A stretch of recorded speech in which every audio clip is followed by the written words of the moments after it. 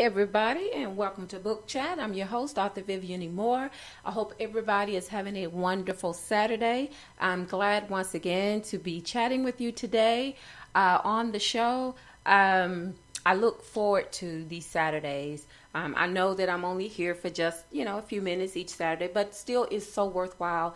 And I just love the time that we're able to spend together when I am doing the show live. I hope that you are tuning in live to the show. And if you, for some reason, can't listen live today, I hope you will tune in to the pick it up on the recorded broadcast that you can find over all social media. And you can also go directly to Spreaker and pull it up that way as well. So, and I'm going to give you some other ways to also tune into the show and to follow me and, just keep up with what I'm doing on a weekly basis. And I hope that aside from the show that you had a chance to get out and enjoy this beautiful day. It started out pretty chilly this morning. I have to do the weekly weather update for you every week.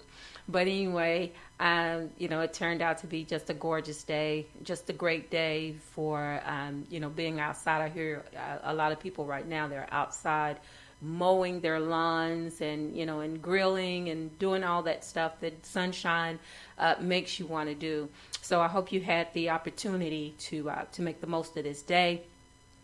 And with that said, now I want to move on and give you some URLs to help you better follow the show, help you better follow me, just give you a multitude of ways to tune into the show, whether you're listening to it live or if you just want to follow the show, the recorded episodes of the show. So anyway, the first URL, of course, is to my Spreaker account, and that one is https://www.spreaker.com/user/author Vivian E. Moore. You can also follow me, like me, on Facebook, and that one is https://www.facebook.com/author Vivian E. Moore. And you can also check me out on Twitter. My Twitter handle is God's Property 46. You can also follow me, like me, on Instagram, which is https://instagram.com/God's Property 51.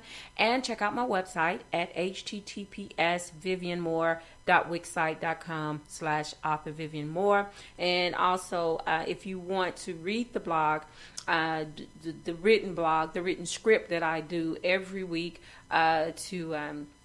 and if you just want to read it instead of listening to the show, you can actually read what I'm going to be talking about on the show. You can do that as well. And you can do that at vivianemore.blogsite.com. Also, if you want to listen to the podcast, the recorded episode, you can go to iHeartRadio podcast, and you can also pick it up on iTunes. All right, so now that we've got all the ways for you to keep in contact with me and listen to the show, both live and recorded versions, we're going to move on to today's show. The title of today's show is Bring It, and the topic is writing goals. We all have those, right? About everyone doesn't feel up to a challenge most days when it comes to writing, but, no matter the situation, sometimes you just want to hide your head in the sand and not be bothered with what your mind says you should be doing.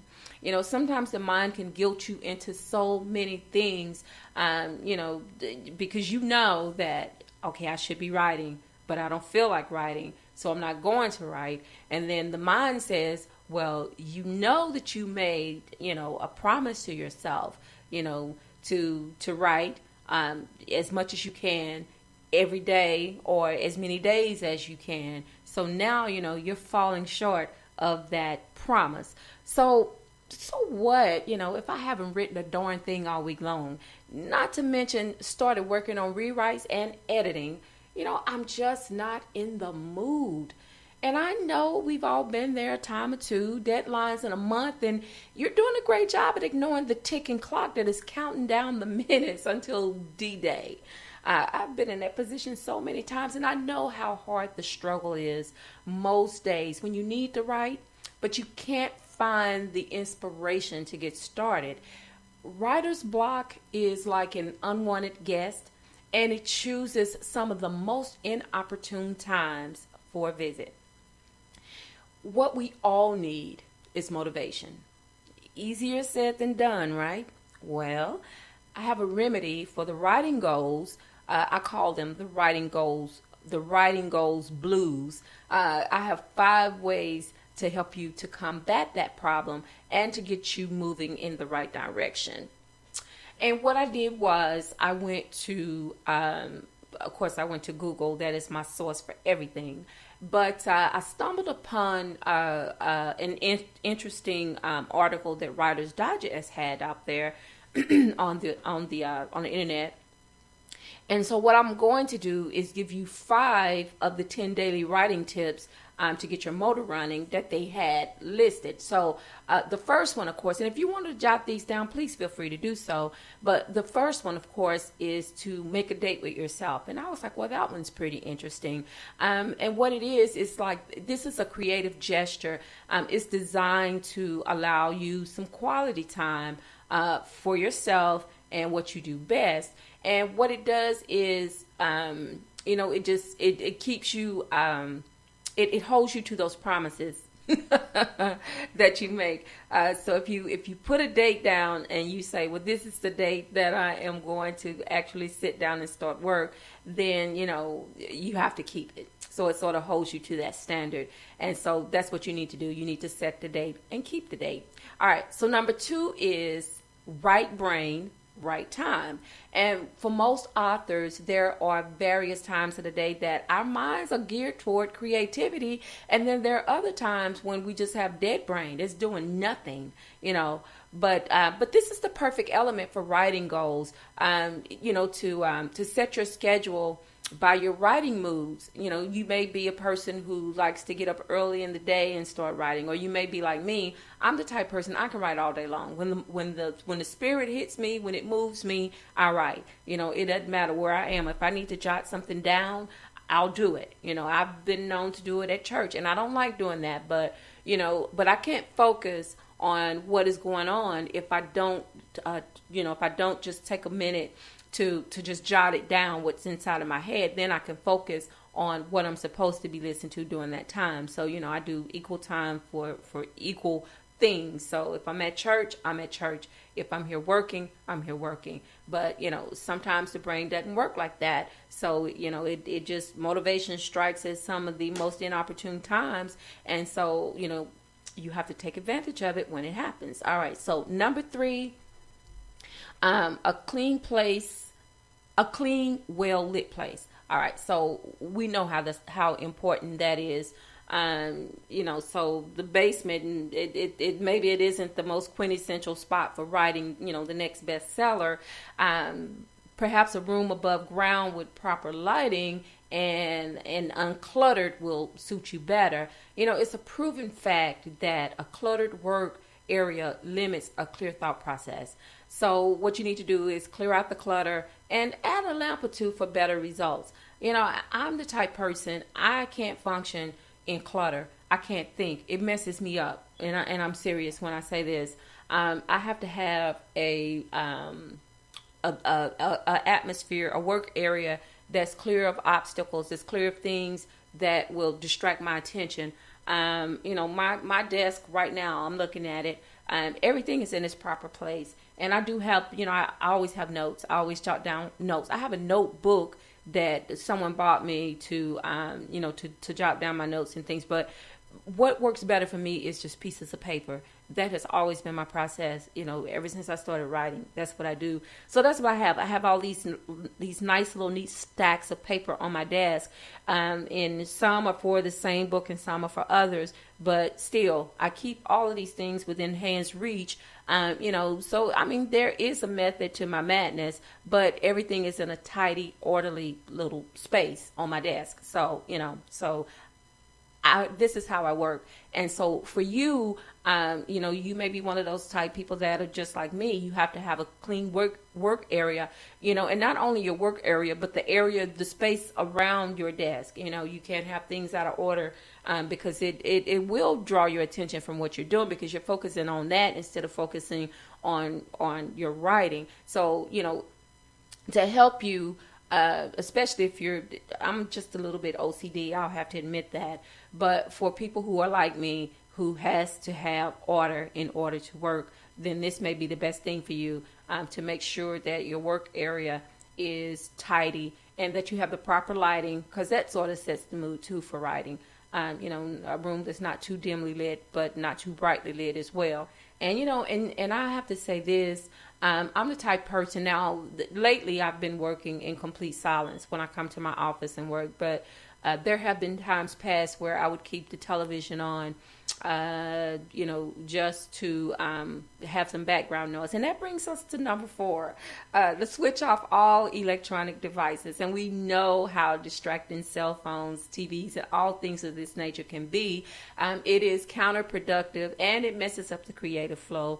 A word of advice: turn them off and focus on what is important. And, and I just admitted that now, I work in pretty much silence. I don't have anything. I can't work with music on, because that's distracting to me, because I'm listening to, to the music instead of the voices that are talking inside of my head. So that doesn't work for me. But I can have white noise, like the television, turned down really, really low. That helps me to think. And I know for a lot of people, they would see that as a distraction. And but for me, it helps me to focus, to stay focused. But the cell phones are a complete distraction, because, if they ring, and now I don't ever turn my cell phone off. It's always on, 24 hours, 7 days a week. It's always on. The only time I do switch it to mute is when I'm at work, but I don't turn it off. I used to do that, but I don't do that anymore. I just switch it to mute, and that way, if I get a message, if I get a text, if someone calls me, I can just see it on the screen, and if it's important, then I can step away and call them back or text them or whatever. But while I'm working, and I will admit this, while I'm working, my cell phone is on, and sometimes I am tempted. Well, I'm not going to say tempted. I do pick it up, and I do surf the, Facebook and places like that. But it's more of a habit, and it's probably a habit that I need to stop. But, like I said, if it's not flowing and I need something to distract me, just to take my mind away, because sometimes that helps. If you're not, if you can't think, or if you're not being productive in your writing, sometimes it's good just to step away for a bit, do something else, and then a lot of times you'll get it back, and then other times you don't, and and sometimes it's not good to continue working if the magic is not flowing, because that's just a waste of time when you go back and review what you've worked, what you've written, and you have to just cut it all, because it's like, why did I write that? That's horrible. That sucks, So that's just a waste of your time. That's just a waste of your creative juices, to write when you're really not into it at that moment, when your mind is really not on what you're writing. You're just writing down anything just to fill the page, because you feel that you need to be doing something. So just step away for a minute and switch off all the electronic devices. And then come back when your mind is more clear. All right. So number 5 is set a daily quota or word count. Now, this always works well for me, and because I don't mind a good challenge, and I write every day anyway, except on Sundays. I don't have a specific word count or a daily quota, but I work until the magic stops flowing. For me, I don't get those many hours in a day anyway to sit down and write, because I do work a full-time job. And so when I come home, I have things that I need to do before I can actually sit down. That it helps me to de-stress and to, and clear my mind of all the things that I've had to process during the day. So when I actually sit down to write, I can focus on that. And and that is how I have always wrote. That has been my process all these years when I sit down to write. I've always worked a full-time job. I've always had children, that I had to take care of first before I could actually sit down and work. But I never, that was my goal. I set that goal to make sure that I always, worked at least a couple of hours a day. Now, as far as setting goals, that was the goal that I set for myself, because I didn't feel satisfied if I felt as though I didn't work enough, if I didn't write enough for that day. And then, my mom would always let me know too, whenever I got ready to go to bed and lay down and go to sleep, I couldn't, because I would have all these thoughts running through my head of what I should have said and what I should have done. So now I work until the voices stop speaking to me. I know that sounds crazy, but it's the truth. If you're a writer, you know exactly what I'm talking about. That's just the normal for us. But anyway, the main gist of these writing exercises is to help you to develop a system that works with your writing goals, and it helps you to stick with it. A busy life isn't always a productive one. However, if we can use some of these techniques to increase what we do best, then most certainly they are worth trying. All right, folks. That's all I have for you today. 15 minutes or less. I hope that you plan on going to church tomorrow. Tomorrow's our family and friends day. We always do this if we have 5 Sundays in a month. And guess what? We have 5 Sundays this month. So it's family and friends day. And so I'm looking forward to that. And, if you are within the listening sound of my voice, by all means, please do come out. Invite some of your friends, invite some of your family, and bring them to church with you on Sunday, whether it's at my church or any other church. Please go out and get some spiritual food, because we all need it. And also tell somebody that you love them, because tomorrow is not promised. Today may be the only day you get to tell them that. I love you. I hope you love me back. Until the next time you hear my voice, God bless you and goodbye.